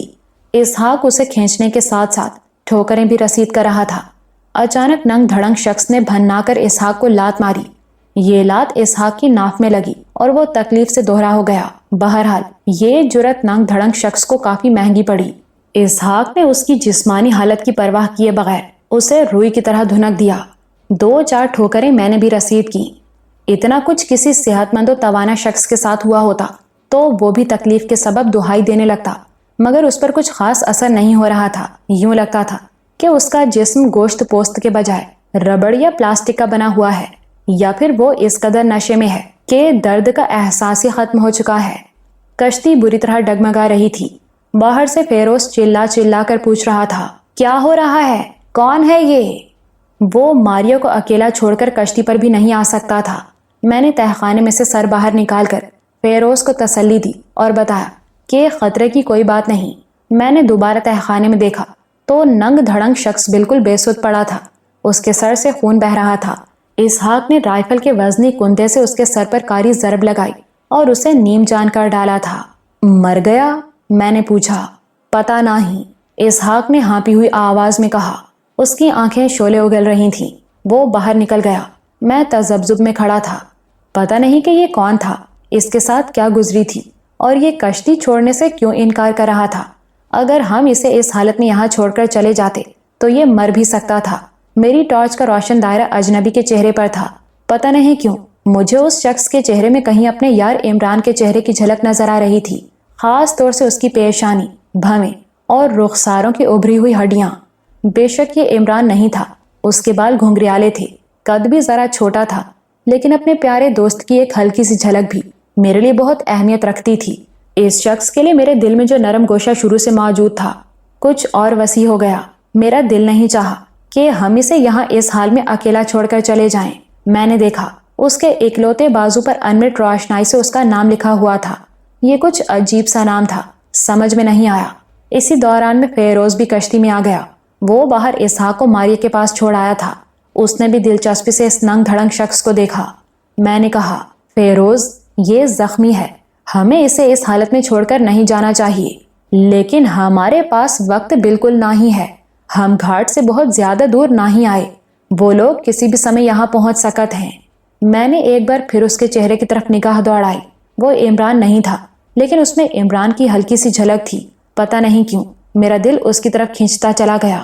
میں نے پرزور لہجے میں کہا، فیروز شاید یہ مسلمان ہے، لگتا ہے کہ ہماری ہی طرح کسی مصیبت میں ہے۔ ہو سکتا ہے کہ اس کی یہ حالت بھی حکم جی یا جارج وغیرہ کی وجہ سے ہوئی ہو۔ ہمیں اسے اس طرح نہیں چھوڑنا چاہیے۔ فیروز جزبز ہو گیا۔ لیکن ہم اسے لے جائیں گے کیسے؟ چلو یہ مجھ پر چھوڑ دو، میں اسے اٹھا لیتا ہوں، اس کا وزن ہی کتنا ہے؟ فیروز نے گہری نظروں سے میری طرف دیکھا۔ غالباً میرے تاثرات نے اسے سمجھا دیا کہ میں اپنے فیصلے پر اٹل ہوں۔ اس نے ایک طویل سانس لی اور بولا، ٹھیک ہے، اگر تم اسے لے جا سکت ہو تو لے جاؤ۔ میں نے اپنی رائفل اور ٹارچ فیروز کو تھمائی۔ ایک کپڑا جلدی سے مدکوک شخص کے سر کے زخم پر باندھا اور اسے اٹھا کر باہر لے آیا۔ کشتی سے اتر کر میں نے اسے کندھے پر لادا تو وہ بالکل ہلکا محسوس ہوا۔ وہ ہڈیوں کا ڈھانچہ تھا۔ پھر ایک بات یہ بھی تھی کہ اس کے جسم میں ایک ٹانگ اور ایک بازو کا بوجھ شامل نہیں تھا۔ اسحاق کو بہت ناگوار گزرا کہ میں نے اس شخص کو کندھے پر لاد لیا ہے۔ وہ شاید مجھ سے بحث کرنا چاہ رہا تھا، تاہم فیروز اسے ایک طرف لے گیا اور دانائی کے ساتھ سمجھا بجھا دیا۔ تاریک جنگل میں رات کا بسیرا تھا اور جنگلی جانوروں کی آوازیں تھیں۔ ہم ٹارچوں کی روشنی میں تیزی سے آگے بڑھتے گئے۔ اب ہمیں اپنے عقب سے زیادہ خطرہ محسوس نہیں ہو رہا تھا۔ کچھ آگے جا کر فیروز نے اصرار کے ساتھ مدکوک شخص کا بوجھ اپنے کندھے پر اٹھا لیا۔ میں نے اپنی رائفل کے ساتھ ساتھ اس کی رائفل بھی تھام لی۔ جھونپڑی سے ملنے والی دیسی ساخت کی رائفل ہم نے راستے میں ایک بارشی جوہڑ کے اندر پھینک دی تھی۔ وہاں سے ملنے والی کلہاڑی جو بالکل چھوٹے دستے کی تھی اسحاق کے ہاتھ میں تھی۔ وہ اس کے عجیب وضع کے پھل سے راستے میں رکاوٹ ڈالنے والے جھاڑ جھنکاڑ کو کاٹ رہا تھا۔ ہمارے قدموں میں ایک طرح کی تیزی تو اب بھی موجود تھی، لیکن تعاقب کا شدید خطرہ معدوم ہو گیا تھا۔ رات کا آخری پہر تھا جب ہم ایک جگہ رک گئے۔ یہ درختوں کا ایک جھنڈ تھا۔ جھنڈ کے عین درمیان ایک ابھری ہوئی جگہ تھی جیسے کوئی ٹیلا ہو۔ ہم اس چھوٹے سے ٹیلے پر بیٹھ گئے۔ میرا خیال تھا کہ اسحاق وغیرہ نے ذرا سستانے کے لیے اس ٹیلے کو منتخب کیا ہے، لیکن معاملہ کچھ اور تھا۔ فیروز اور اسحاق میں ایک بار پھر کھسر پھسر شروع ہو گئی۔ ماریہ ایک لاچار قیدی کی طرح درخت سے ٹیک لگا کر بیٹھ گئی۔ وہ اپنی اکلوتی جوتی اتار چکی تھی۔ اس کے پاؤں بری طرح زخمی تھے۔ دشوار گزار سفر نے ہماری طرح اس کے چہرے پر بھی کئی خراشیں ڈال دی تھیں۔ اس کے کانوں میں ڈائمنڈ کے بڑے بڑے آویزے تھے۔ یہ راستے میں شاخوں سے الجھتے رہے تھے اور اس کے ایک کان سے خون رسنے لگا تھا۔ وہ منمنائی، ہم کو سخت پیاس لگا۔ میں نے کہا، پیاس تو ہم کو بھی لگی ہے، لیکن یہاں کہیں پانی نظر نہیں آتا۔ ڈھونڈو، شاید کہیں مل جائے۔ وہ انگلش لہجے میں بولی۔ اس کی آواز میں التجا تھی۔ کیا بکتی ہے یہ؟ اسحاق نے دور سے پھنکار کر پوچھا۔ پانی مانگ رہی ہے۔ میں نے کہا، پلاوت ہیں، ابھی پلاوت ہے تجھے پانی۔ ہم بکری کو پانی پلائے بغیر ذبح نہیں کرتے۔ اسحاق کی آواز میں زہر تھا۔ یہ کیا کہتا؟ ماریہ نے مجھ سے پوچھا۔ معلوم نہیں، میں نے بے رخی سے جواب دیا۔ وہ ڈرے ڈرے انداز میں بولی، ہم کو لگتا کہ یہ ہم کو زندہ نہ ہی چھوڑے گا، یہ ہم کو مارنے کا پروگرام بنا رہا۔ وہ ٹھیک ہی کہہ رہی تھی۔ اسحاق اور فیروز کی سرگوشیاں دھیرے دھیرے بلند ہوتی چلی گئیں۔ اسحاق پھنکارا، مجھے سب پتا ہے فیروز، ہم وہاں انور بھائی کے پاس سرنگ میں چلے گئے تو کچھ نہ ہی ہو سکے گا، ہمیں اس حرامزادی سے ابھی حساب برابر کرنا ہوئے گا، ابھی اور اسی وقت۔ فیروز بولا، دیکھ لو، میرے دماغ میں تو جو آوت تھا میں نے تمہیں بتا دیا ہے، مشورے سے جو کام ہو وہ اچھا ہوتا ہے۔ ہم مشورے سے ہی چلے تھے، اسحاق تڑق کر بولا، اور مشورہ یہ تھا کہ اس کتے جارج کو مار کر آویں گے یا خود بھی وہیں رہ جاویں گے۔ وہ حرامی تو بچ گیا، اب کم از کم اس سفید سورنی کی گردن تو توڑیں، کچھ نہ کچھ تو ٹھنڈک پڑے ہمارے کلیجے میں۔ اس کی آواز بلند ہوتی جا رہی تھی۔ کچھ دیر میں ساری بات میری سمجھ میں آ گئی۔ فیروز ٹھیک کہتا تھا، اسحاق نے وقتی طور پر ماریا کی جان بخشی کی تھی۔ اب چونکہ ہم خطرناک حدود سے نکل آئے تھے اور اس زمین دوست دراڑ کے بالکل قریب پہنچ چکے تھے جہاں انور خان، چوہان اور دیگر 35-40 افراد موجود تھے، لہٰذا اسحاق چاہتا تھا کہ یہیں اسی جگہ پر ماریا کا کام تمام کر دیا جائے۔ ساڑھی کا وہ کپڑا اس کے ہاتھ میں تھا جسے وہ اس سے پہلے رسی کے طور پر استعمال کر چکا تھا، اب وہ پھر اسے استعمال کرنے کا ارادہ رکھتا تھا۔ ماریا پتھر کا بت بنی بیٹھی تھی، اسے اپنا انجام سامنے نظر آ رہا تھا، اور حقیقت یہی ہے کہ اس کے لیے میرے دل میں بھی کسی طرح کا رحم یا ترس موجود نہیں تھا۔ اس کی رگوں میں بھی وہی زہریلا خون دوڑ رہا تھا جو جارج کی رگوں میں تھا، اور جارج کی درندگی میں اپنی آنکھوں سے ملاحظہ کر چکا تھا۔ اس خبیث نے اپنے بیڈ روم میں سلطانہ کے سامنے مجھے دو بدو مقابلے کا موقع دیا تھا۔ اس نے بھرا ہوا پسٹل میرے پاؤں میں پھینک دیا تھا اور مجھے ذلیل کرنے میں کوئی کسر نہیں چھوڑی تھی۔ میں ان لمحوں کو یاد کرتا تھا تو پسینے میں ڈوب جاتا تھا۔ شاید وہی لمحے تھے، وہی وقت تھا جب میرے اندر تبدیلی کی داغ بیل پڑی تھی۔ میں پستی اور ہزیمت کی انتہا کو چھونے کے بعد ابھرنا شروع ہو گیا تھا، اور اب میں تہہ دل سے محسوس کرتا تھا کہ میں ابھر چکا ہوں، بدل چکا ہوں، اور یہ کوئی عارضی تبدیلی نہیں تھی، میری کیمسٹری میں مستقل طور پر کوئی رد و بدل ہو چکا تھا۔ میں نے حسرت سے سوچا، کاش ایک بار پھر وقت اسی طرح مجھے جارج کے روبرو کر دے، وہ پسٹل میرے سامنے پھینکے اور میری مزاحمت کو للکارے۔ میں سوچ رہا تھا، اور اس چھوٹے سے ٹیلے پر وقت کا قلم رات کے اس آخری صفحے پر کچھ انوکھا لکھنے کی کوشش کر رہا تھا۔ میں نے مدکوک شخص کو بڑی احتیاط کے ساتھ گھاس پر دراز کر دیا تھا۔ اس کی بے ہوشی نیم بے ہوشی میں بدل چکی تھی، اس کے منہ سے شراب کی بو اٹھ رہی تھی۔ راستے میں فیروز نے مجھے بتایا تھا کہ اس نے گڑ کی شراب پی رکھی ہے جسے رم کہا جاتا ہے۔ بے خبری کی حالت میں وہ گاہے بگاہے کراہ اٹھتا تھا۔ اس طویل ہنگامہ خیز رات کے بطن سے نمودار ہونے والا یہ انوکھا کردار تھا، اور اس بدبودار کشتی سے کسی جونک کی طرح چمٹ کر رہ گیا تھا۔ پھر مجھے اس کی سخت جانی یاد آئی۔ اس نے اسحاق کے تند و تیز حملے یوں جھیلے تھے جیسے نشانہ اس کا اپنا جسم نہ ہو، کسی اور کا جسم ہو۔ اس کی شباہت میں کہیں عمران کی ہلکی سی جھلک موجود تھی، اور یہ جھلک سیدھی میرے دل پر اثر انداز ہوئی تھی۔ شاید کسی نے ٹھیک ہی کہا ہے، محبوب چیزوں کی طرف تو انسان کا دل کھنچتا ہی ہے، ان سے ملتی جلتی چیزوں پر بھی پیار آ جاتا ہے۔ یہ دل کے معاملے بڑے عجیب ہوتے ہیں۔ یکایک اسحاق اور فیروز کے درمیان ہونے والا مکالمہ ختم ہو گیا، اور اسحاق ایک بار پھر غصے سے بفرا ہوا ماریا کی طرف بڑھا۔ پلیز ایسا مت کرو، پلیز، ماریا نے گھٹی گھٹی آواز میں کہا۔ تیری تو، اسحاق پھنکارا اور ماریا کو بالوں سے پکڑ کر زوردار جھٹکا دیا۔ وہ گر گئی۔ اسحاق جیسے دیوانگی کے عالم میں اس کے اوپر چڑھ بیٹھا اور ساڑھی کے کپڑے کو اس کی لمبی گردن کے گرد ایک بل دینے کے بعد بھینچنے لگا۔ ماریا کی آواز گلے میں دب کر رہ گئی۔ وہ بری طرح مچل رہی تھی، ہاتھ پشت پر بندھے ہوئے تھے، اس لیے وہ مزاحمت کے قابل بھی نہیں تھی۔ فیروز نے مجھے اشارہ کیا کہ میں آگے بڑھ کر اسحاق کو روکوں۔ میں نے خود بھی محسوس کیا تھا کہ اسحاق میری بات پر اتنا مشتعل نہیں ہوتا۔ میں نے آگے بڑھ کر ماریا کی گردن اسحاق کے ہاتھوں سے چھڑائی اور اسے ماریا سے پیچھے ہٹایا۔ وہ اوندھی ہو گئی، بری طرح کھانسنے اور ابکائیاں لینے لگی۔ اسحاق نے خونی نگاہوں سے مجھے دیکھا۔ کیا بات ہے؟ وہ دھاڑا۔ میں تم سے ایک سوال پوچھنا چاہتا ہوں، اس کے بعد تمہارا جو جی چاہے کرنا۔ کیا کہتے ہو؟ میں اسے ایک طرف لے گیا۔ ماریا نے اب بلند آواز سے رونا شروع کر دیا تھا۔ اس کی ہمت اب جواب دیتی جا رہی تھی۔ میں نے اسحاق سے کہا، مجھے صرف ایک بات بتا دو، ہم جارج کو مارنے کے لیے کیوں نکلے تھے؟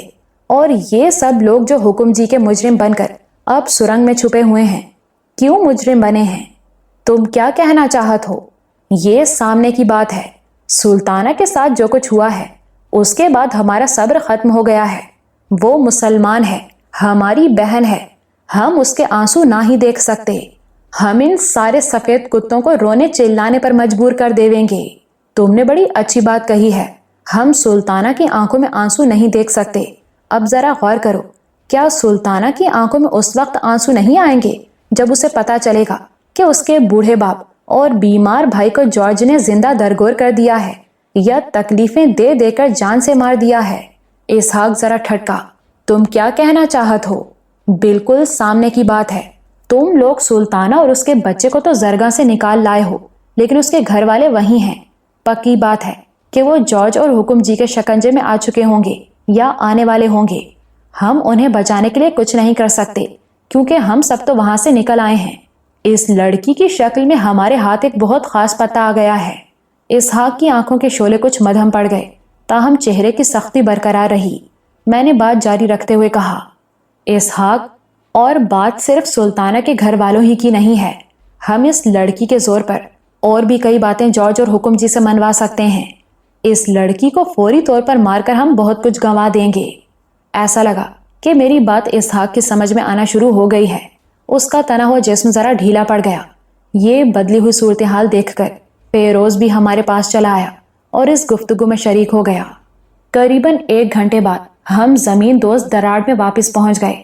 اس دراڑ کا دہانہ حیران کن حد تک پوشیدہ تھا۔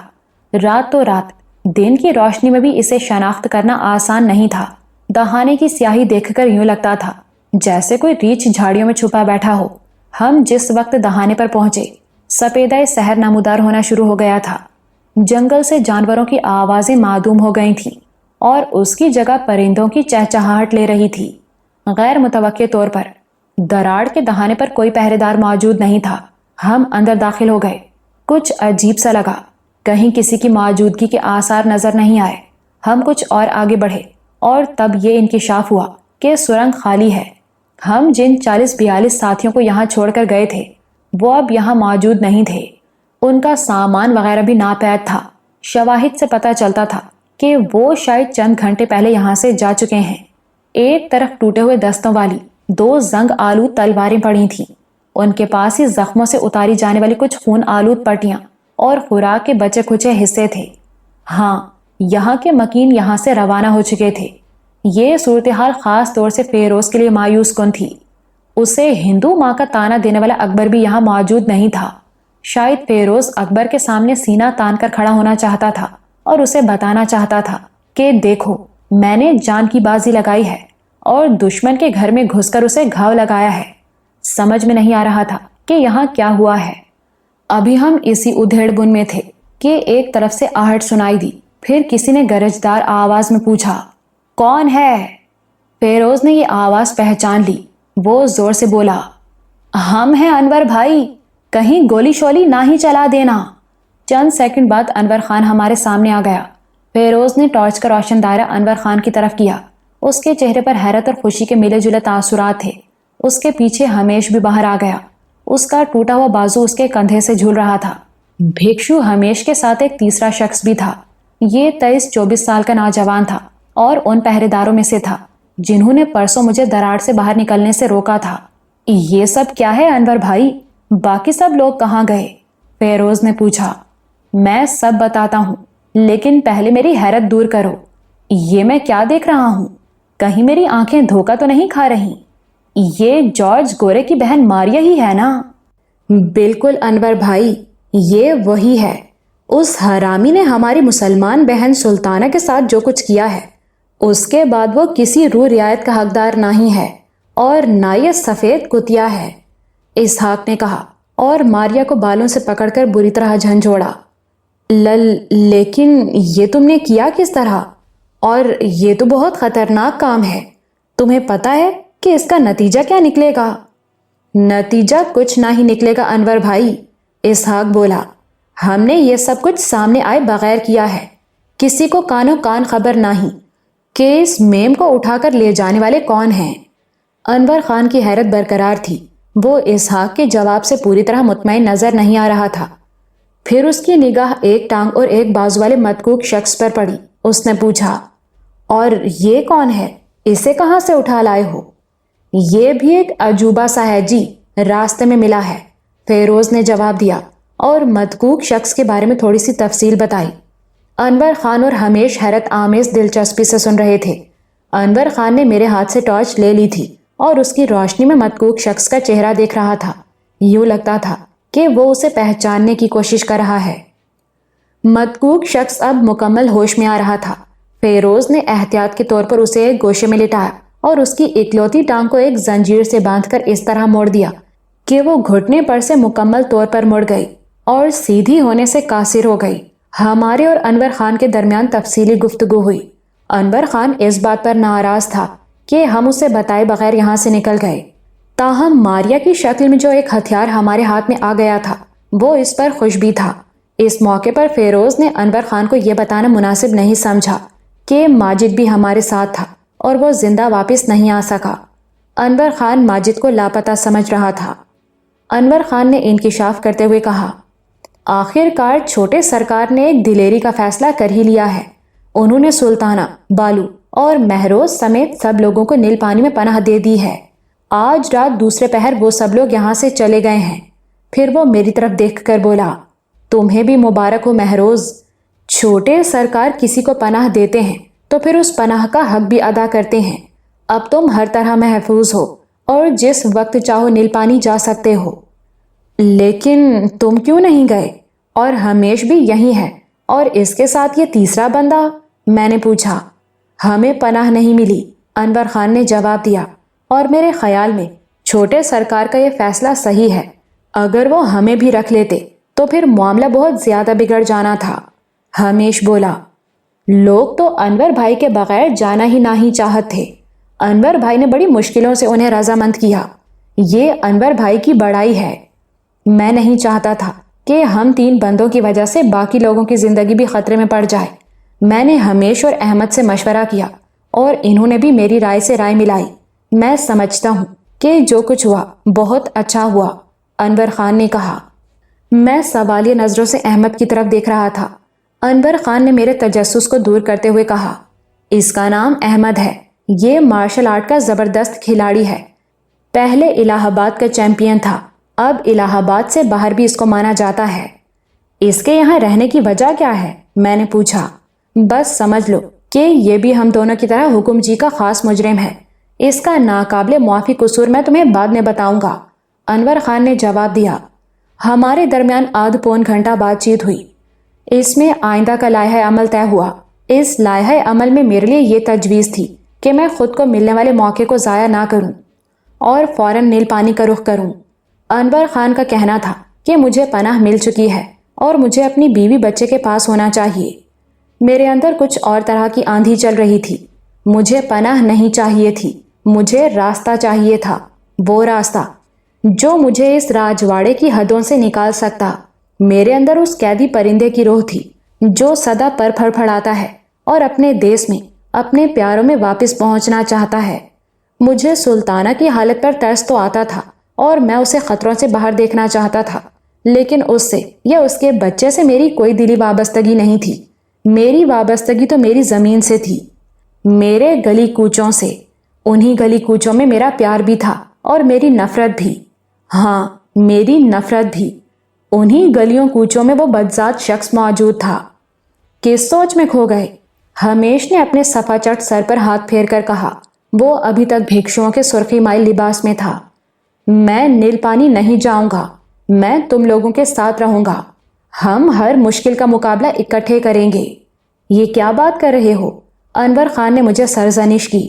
ہم تمہیں خطرے میں نہیں ڈال سکتے۔ ہم نے تم میاں بیوی کو خطرے سے نکالنے کے لیے تو یہ سب کچھ کیا ہے۔ اگر تم میرے لیے خود کو خطرے میں ڈال سکتے ہو تو میرا بھی یہ فرض ہے کہ تمہارے خطروں میں حصے دار بنوں۔ ہمارے درمیان چند منٹ تک بحث ہوئی۔ بہرحال میں اپنے فیصلے پر قائم رہا۔ مجھے لگتا تھا کہ میری خود اعتمادی میں تیزی سے اضافہ ہو رہا ہے اور اب میں جو بات کرتا ہوں اس پر مستحکم رہنا میرے لیے زیادہ دشوار نہیں ہوتا۔ انور خان نے مجھے کچھ مزید سوچنے کا مشورہ دیا۔ اسحاق نے ماریہ کے پاؤں میں زنجیر ڈالی اور اسے سرنگ کے ایک نیم تاریک گوشے میں اس طرح مقید کر دیا کہ وہ کوئی چالاکی، ہوشیاری نہ دکھا سکے۔ اس کے ہاتھ بدستور پشت پر بندھے ہوئے تھے۔ انور خان کا کہنا بھی یہی تھا کہ یہ بہت ہوشیار و شاطر لڑکی ہے، اس کی طرف سے بہت چوکنا رہنے کی ضرورت ہوگی۔ ہم تھکے ہوئے تھے لیکن سونا نہیں چاہتے تھے۔ ہم باتیں کرتے رہے۔ جب ہم دوپہر کا کھانا کھا رہے تھے، دہانے کی طرف سے قدموں کی آہٹ سنائی دی۔ ہم چوکس ہو گئے۔ امکان یہی تھا کہ یہ کوئی اپنا بندہ ہی ہوگا۔ یہ خیال درست نکلا۔ یہ چوہان تھا۔ اس کے ہاتھ میں 2 تھیلے تھے۔ جیسا کہ بعد میں معلوم ہوا ان میں خوراک تھی اور ضرورت کی دیگر اشیاء تھیں۔ ہم ایک دوسرے سے گلے ملے۔ فیروز کو دیکھ کر چوہان کی آنکھیں چمک اٹھیں۔ وہ بولا، میں راستے میں دعا مانگتا آ رہا تھا کہ میں یہاں پہنچوں تو تم واپس آ چکے ہو۔ میری دعا قبول ہوئی ہے۔ وہاں نیل پانی میں تمہاری بہت زیادہ ضرورت ہے، لیکن تم لوگ چلے کہاں گئے تھے؟ فیروز بولا، اس بارے میں بھی آپ کو سب کچھ بتاتے ہیں، لیکن نیل پانی میں میری کیا ضرورت پڑ گئی ہے؟ ڈاکٹر چوہان نے طویل سانس لیتے ہوئے کہا، چھوٹے سرکار اور حکم جی میں پوری طرح ٹھن گئی ہے۔ دونوں طرف سے بڑے سخت بیان آ رہے ہیں۔ پچھلی بار سلطانہ کو پناہ اس لیے نہیں مل سکی تھی کہ اس پر گارڈ ہارون کی موت کا الزام آ گیا تھا۔ اب یہ بات سامنے آ گئی ہے کہ ہارون کو خود حکم جی کے بندوں نے ہی قتل کیا تھا، اور اس قتل کے اہم ترین گواہ تم ہو۔ تمہاری گواہی حکم جی اور ان کے ساتھیوں کے منہ بند کر کے رکھ دے گی۔ میں یہ گواہی ضرور دوں گا، فیروز نے سینہ تان کر کہا۔ میں ابھی آپ کے ساتھ چلنے کو تیار ہوں۔ لیکن تم لوگ چلے کہاں گئے تھے؟ ڈاکٹر چوہان نے ایک بار پھر اپنا پرتجسس سوال دہرایا۔ فیروز نے مختصر الفاظ میں چوہان کو اپنی مہم جوئی سے آگاہ کیا اور بتایا کہ جارج گورا کس طرح اپنے انجام تک پہنچنے سے بال بال بچا ہے۔